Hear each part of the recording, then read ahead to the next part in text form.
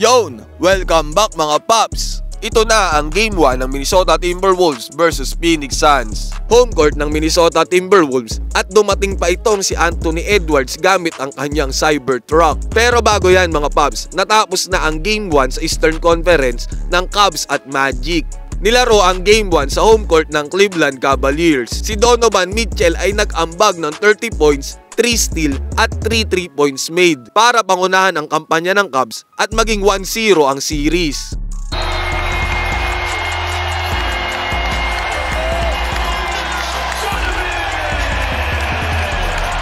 Samantala mga paps, sa opening pa lang ng first quarter ay maagang nag-init ang kamay ni Kevin Durant sa kanyang mga signature mid-range shots. Sa kabilang banda naman, si Anthony Edwards ay hindi nagpatinag at nagpakita agad ng angas sa sequence na ito. Edwards, free throw line, jumper is good. Napakaganda din ang ginawa ng team ng Minnesota Timberwolves sa play na ito. Ika nga, teamwork makes the work easy. For the Conley. Crowd getting in it. Edwards for 3. Cash! Sa pangunguna ni Kevin Durant, nagtapos ang first quarter sa score na 28-27 lamang ang Phoenix Suns. Leading scorer si KD with 11 points at nagpasok naman si Anthony Edwards ng 7 points. Sa second quarter ay binaliw ni Booker ang depensa ng Defensive Player of the Year. He moved his feet on Booker, got on the baseline. Oh, what a layup! A classy finish. Sa quarter na ito ay nag-ambag na din ang another star player ng Wolves na si Karl Anthony Towns. Unti-unti ding natambangan ng Minnesota ang Phoenix Suns sa tulong ni Nickeil Alexander-Walker. Alexander Walker! The finish!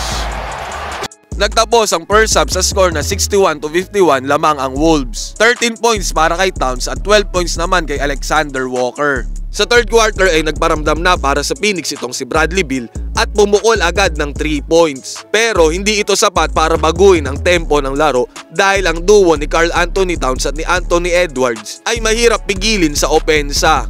Dahil dito, tambakol na ang Phoenix Suns at nagtapos ang third quarter sa score na 92-72. Eubanks and Gordon are the only bench players that have seen time. Edwards down the lane, flips it up and home.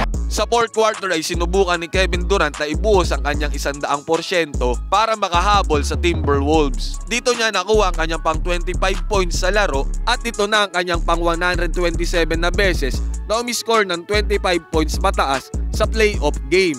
Pangatlo na siya sa buong NBA history. Ngunit sa kabila nito ay nakuha ni Anthony Edwards at ng kanyang upunan ang Game 1 sa score na 120-95.